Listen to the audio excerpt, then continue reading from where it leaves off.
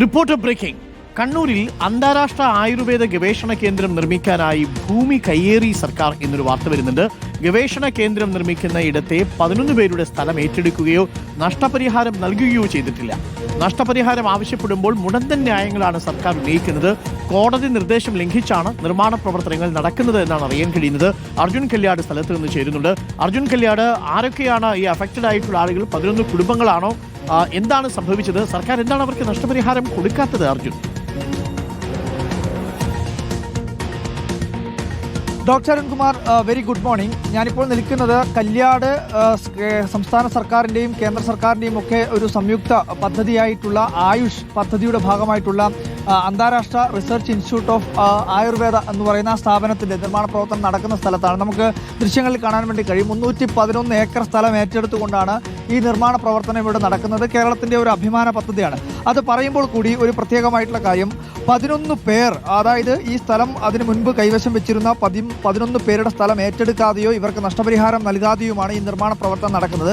നമ്മളിപ്പോൾ നിൽക്കുന്ന ഈ കാണുന്ന പ്രദേശം ഉൾപ്പെടെ ഇപ്പോഴും പട്ടയ ഭൂമിയായി നിൽക്കുകയാണ്. അത് ഒരാളുടെ സ്വകാര്യ ഭൂമിയായി തന്നെ നിൽക്കുകയാണ്. ആ സ്ഥലത്താണ് ഇപ്പോൾ സർക്കാർ ഇത്തരം നിർമ്മാണ പ്രവർത്തനങ്ങളെല്ലാം നടത്തുന്നത്. അതിൻ്റെ പട്ടയ രേഖകൾ ഉൾപ്പെടെ കാണിച്ചുകൊണ്ട് കോടതിയിൽ ഹർജി നൽകുകയും ചെയ്തിരുന്നു. അതുകൊണ്ട് തന്നെ ഈ നിർമ്മാണ പ്രവർത്തനങ്ങൾ നിർത്തിവെക്കാൻ വേണ്ടി കോടതി നിർദ്ദേശിക്കുകയും ചെയ്തതാണ്. പക്ഷേ അതിനൊന്നും കൂസാതെ തന്നെയാണ് ഇപ്പോൾ ഇവിടെ നടന്നുകൊണ്ടിരിക്കുന്നത്.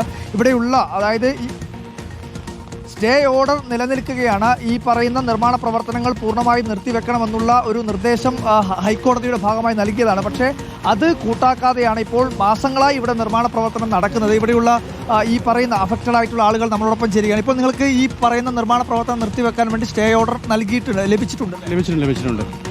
നിലവിൽ ഇപ്പോൾ നിങ്ങൾക്ക് കാണാൻ പറ്റും, ഈ കാണുന്ന ഈ സ്ഥലമെല്ലാം എൻ്റെ ഉടമസ്ഥയിലുള്ള സ്ഥലമാണ്. 4 ഏക്കർ സ്ഥലം ഇവിടെ ഉള്ളത്.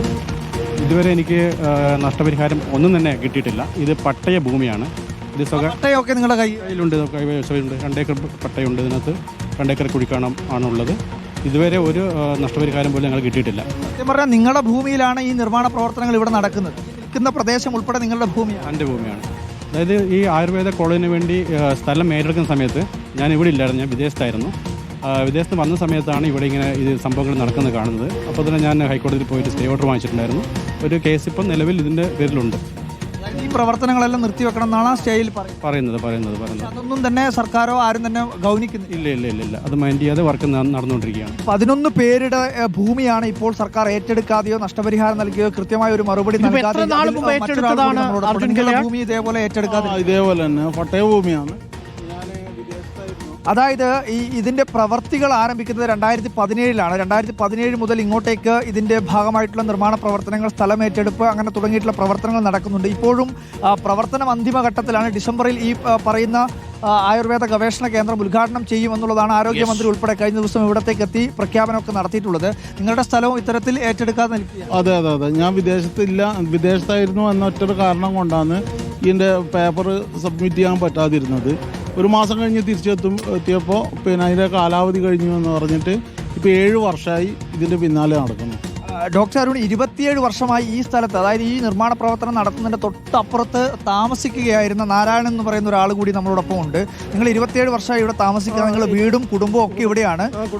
ഈ പറയുന്ന 4 ഭാഗവും ഇപ്പോൾ മതിൽ കെട്ടി വേർതിരിച്ചിരിക്കുകയാണ്. നിർമ്മാണ പ്രവർത്തനം നടത്തിയാൽ നിങ്ങൾക്ക് ഇതിനകത്ത് കയറാൻ പോലും കഴിയാത്തൊരവസ്ഥയിലേക്കാണ് കാര്യങ്ങൾ പോകുന്നത്.